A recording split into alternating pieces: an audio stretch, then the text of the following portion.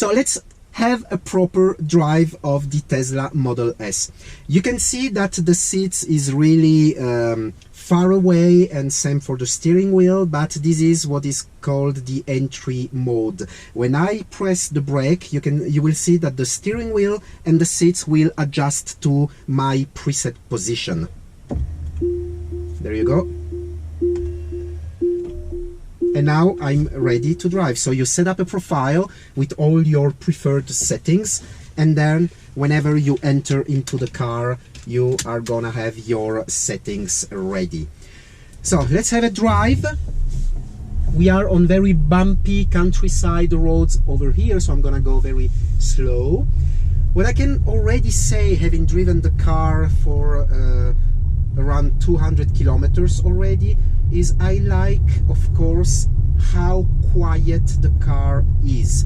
It is a very relaxing driving, but on the flip side, you hear all the road noises more than you would hear in an internal combustion engine car. So you have some positive aspects and some, maybe I wouldn't call this a negative aspect, but you hear more what is going on the exterior, outside of the car. But I find again the drive to be very relaxing. I love this sound coming from the electric engine. I call it the sound of the future. Some calls it a vacuum sound, but I really don't agree with that. I mean, it goes all together with the spirit of the car, being a car, I would say, car of the future, being an electric vehicle, and the sound coming from the electric engine goes really well within.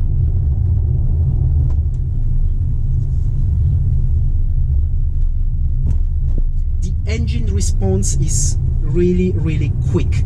Whenever you press the pedal, like I'm gonna do now,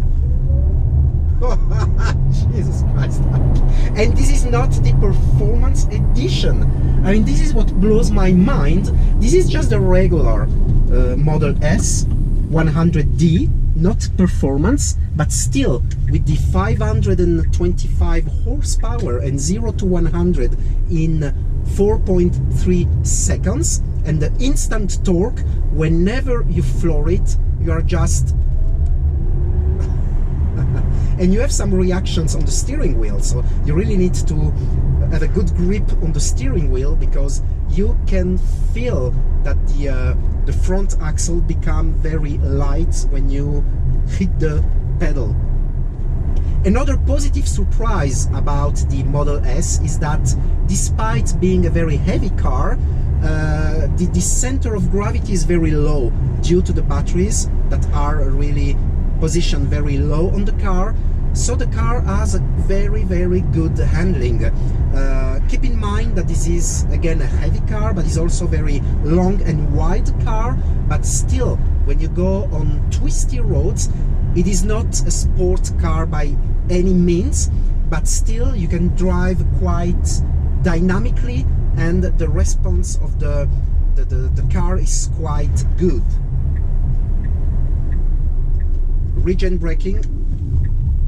Another thing that you need to get used to, but I got used quite easy, is that whenever you release the throttle, you have the regen braking coming on. So your car is gonna decrease speed, is gonna basically brakes by herself without touching. I'm not touching the brake pedal, and I'm almost come to a stop.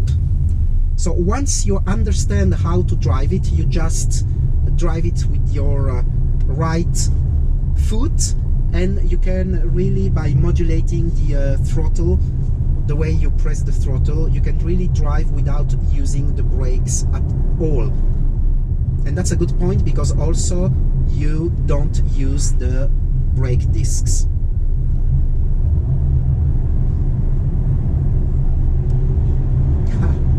Whenever I hit the throttle, that gives a smile in my face, because the reaction is instant.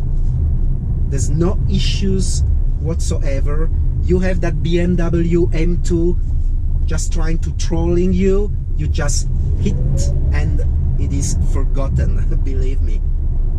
M2 0 to 100 kilometers an hour in 4.2 seconds. This car in 4.3, but it reacts quicker, so you are quicker than that car. I'm sorry for M2 owners. I do understand people that likes to go on road trips with a Tesla, because again it is so relaxing to drive this car, and yet you don't give up on performances. This is what I like on Tesla vehicles. Unlike some other, I'm sorry for Hyundai Kona drivers and Nissan Leaf drivers, I mean those are for sure very nice cars, but in my opinion you give up on some things, whether it's performance, whether it's the look of the car. What I like with Tesla, and especially the Model S, is that you have a beautiful car with a quite good and comfortable range, but you also got performances. I will shut up now and you will hear how, hopefully you will hear how comfortable and quick the ride is, and also on twisty roads how the car handles.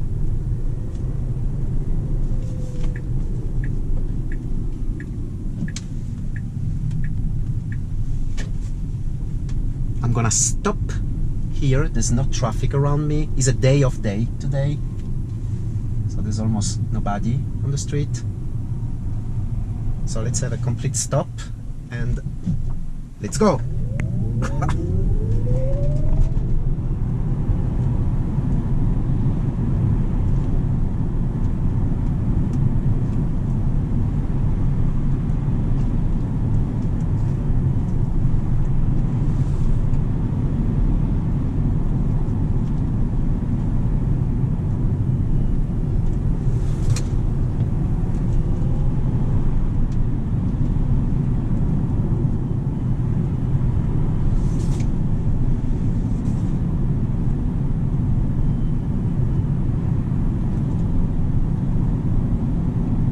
I see no differences between my S5 Sportback, which was lowered with 20-inch wide wheels, and this Tesla Model S.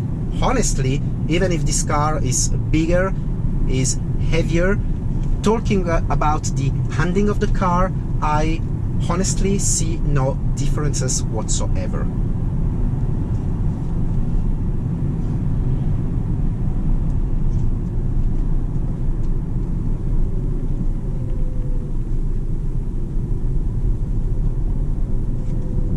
We're gonna go back on the same road,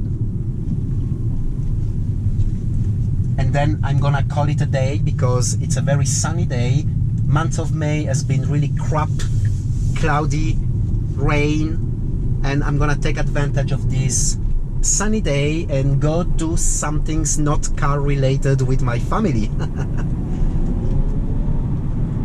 But with the Tesla.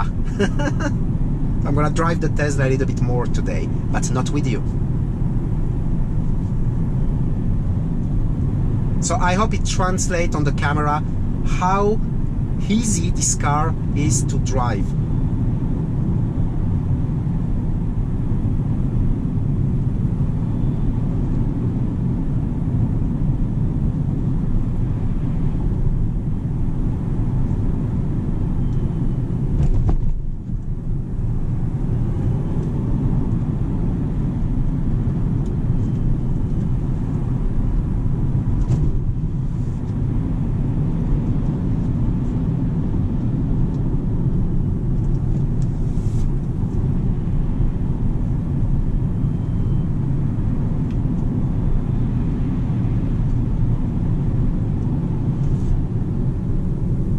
Brakes are really good, nothing to complain about it.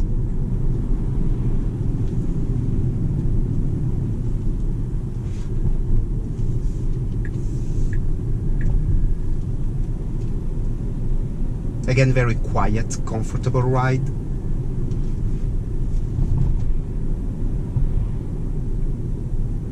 And here I can have a look on the screen about the instant consumption.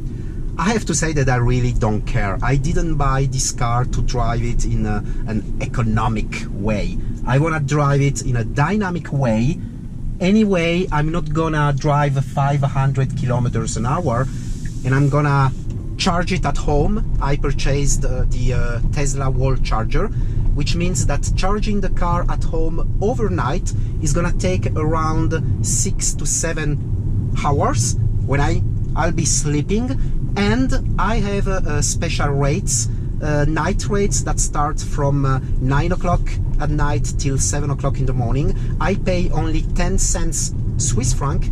This is a 100 kilowatt battery, so assuming I would charge from 0 to 100, it would cost me 10 Swiss franc, which is the equivalent almost to 10 euros or $10. So a full tank, 100% charged battery is gonna cost me 10 Swiss franc. As a comparison, refueling my S5 was costing me from 90 to 94 Swiss franc for a range of 540 kilometers. So I'm really not giving up on range, but this car is way more economic. And also keep in mind, insurance is less, taxes for the plates that you pay here in Switzerland is less than half. So all in all, and this car also being a demo car, it costed me almost the same price as the Audi S5. So all in all, I'm saving money and I'm having pleasure. Woo! Need to be careful. This car is so quick that you don't realize that you are way above the speed limits. I can't even imagine a performance one. I drove already several times the Model S Performance. You get sick. Literally, you get sick of that acceleration. And what to say about this one? Let's do another. There's no one. So, 0. Go. Only 80. So there you go. I hope you enjoyed this video where you had a more detailed look about the car itself and a little drive. Let me know what you think in the comment. Do you see me happy into this car? Do you think I did the biggest mistake of my life switching the Audi S5 for the Tesla Model S? Please, I like to read your comments. I read all of them. I answer almost all of them, at least the educated one, and I ignore the other one. Thanks for watching this video. Don't forget to thumb up, subscribe, and get notified whenever I post new content. Have a nice day. I'll see you on the next one. Bye-bye.